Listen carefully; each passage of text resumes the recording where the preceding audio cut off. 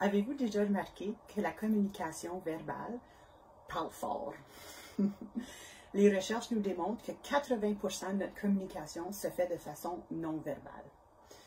Plusieurs d'entre vous qui visionnent mes vidéos ont vu que mon visage est très expressif. Mon visage parle fort.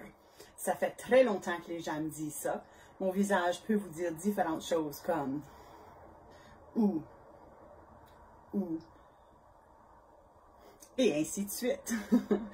Lorsqu'on regarde aux gens, on peut voir un genre de communication dans leur visage. On peut voir des communications par les sons.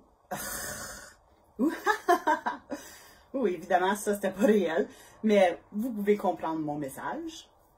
Est-ce que vous êtes conscient de la communication non verbale que vous offrez aux autres? Avez-vous déjà pris un moment pour vous demander qu'est-ce que mon visage dit? Nos émotions ressortent par notre communication non verbale. C'est la raison que la recherche nous démontre que 80% de la façon qu'on communique ne se dit pas à haute voix. C'est les émotions qui ressortent.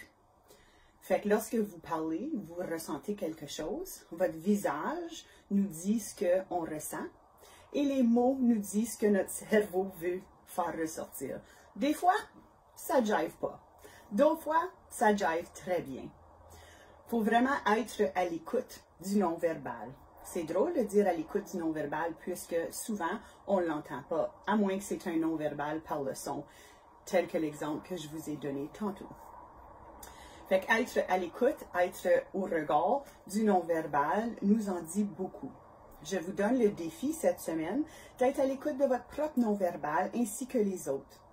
Si on prend une position et on s'affirme par rapport au non-verbal, on peut mieux comprendre les messages des gens qui nous entourent. Si jamais tu as un sentiment par rapport au non-verbal, pourquoi pas demander de façon gentille, s'affirmer et dire « J'entends que tu dis, mais ton non-verbal, ton corps ou ton visage me dit quelle est la raison ou quel est le mélange ou est-ce que j'ai raison, est-ce que je me trompe ?»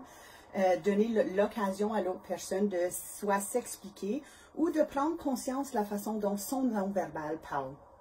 Les enfants nous parlent de façon non-verbale, les parents, nos amis, nos entourages, les étrangers, ainsi de suite. On ne sait jamais d'où ça vient leur non-verbal, mais poser la question, des fois, ça soulage et ça l'aide.